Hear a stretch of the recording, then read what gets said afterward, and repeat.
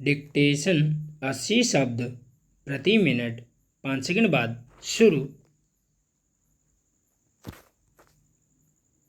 शुरू। हर इंसान सुबह से रात तक किसी न किसी कार्य में लगा रहता है। जब भी हम कोई कार्य करते हैं तो काम करने के लिए हमें औरों से संपर्क करना पड़ता है। फिर चाहे हम ऑफिस में हों, घर पर हों या फिर किसी सामाजिक गतिविधि में लगे हुए हों।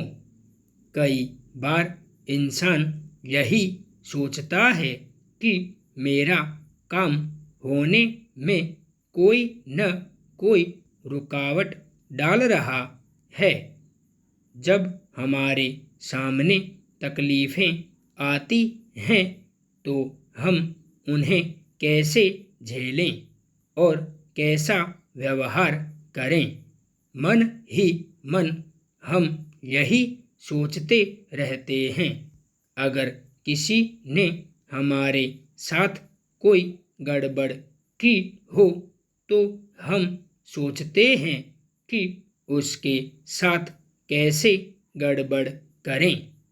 ध्यान से सोचें तो पाएंगे कि अगर एक आदमी ने कोई गलत काम किया है और दूसरा भी बदले में गलत काम करता है तो पहला तो गलत करता ही है, दूसरा और ज़्यादा गलत करता है और इस तरह से गलत काम बढ़ते चले जाते हैं। इसका कहीं भी कोई अंत नहीं हो पाता है। तो सवाल उठता है कि गलत पर प्रतिक्रिया कैसी होनी चाहिए। जो भी इस धरती पर आता है उसको कोई न कोई दुख लगा रहता है। हम सोचते हैं कि दुख औरों की ओर से आ रहा है, फिर हम उनको और दुख देने की कोशिश करते हैं। तो जब दुख आए तो इंसान की प्रतिक्रिया कैसी हो।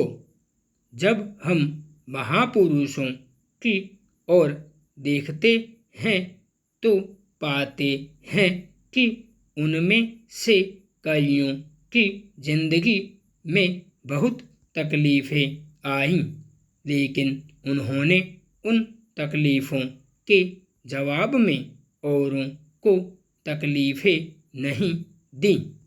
महात्मा गांधी कहा करते थे कि अगर कोई आपके एक गाल पर थप्पड़ मारता है तो यह नहीं कि आप पलटकर उसे थप्पड़ मारें, बल्कि आप दूसरा गाल भी उसके आगे कर दीजिए।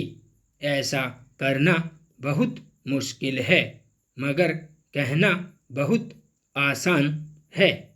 परंतु जिसने अपने जीवन में ऐसा किया वह इंसान सुख चैन की जिंदगी जीता है, और जो थप्पड़ का जवाब मुक्के से देता है उसकी जिंदगी दुख दर्द से भरी रहती है।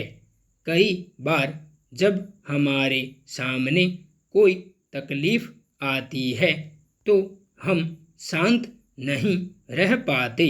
जब कोई हमें तकलीफ देता है तो उसे गुस्से में जवाब देना बहुत आसान होता है, लेकिन बलवान वह है जो हर अवस्था में शांत रहे।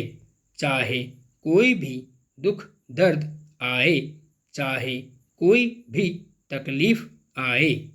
अगर हम धर्म ग्रंथों को पढ़ें तो वे सभी हमें यही समझाते हैं कि जब शरीर शांत होगा, मन शांत होगा, इंद्रियां शांत होंगी, तभी हम इस शरीर के अंदर की असलियत का अनुभव कर पाएंगे।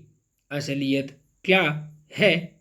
यही कि हम आत्मा हैं, हम प्रभु के अंश हैं, हम प्रभु के प्रेम से भरपूर हैं, हम शांत अवस्था में हैं। वह शांति भंग क्यों होती है? क्योंकि उस आत्मा को जाने बगैर हम इंद्रियों के घाट पर ही जीते रहते हैं। इस घाट से ऊपर उठने के लिए शरीर और मन को शांत करना जरूरी है।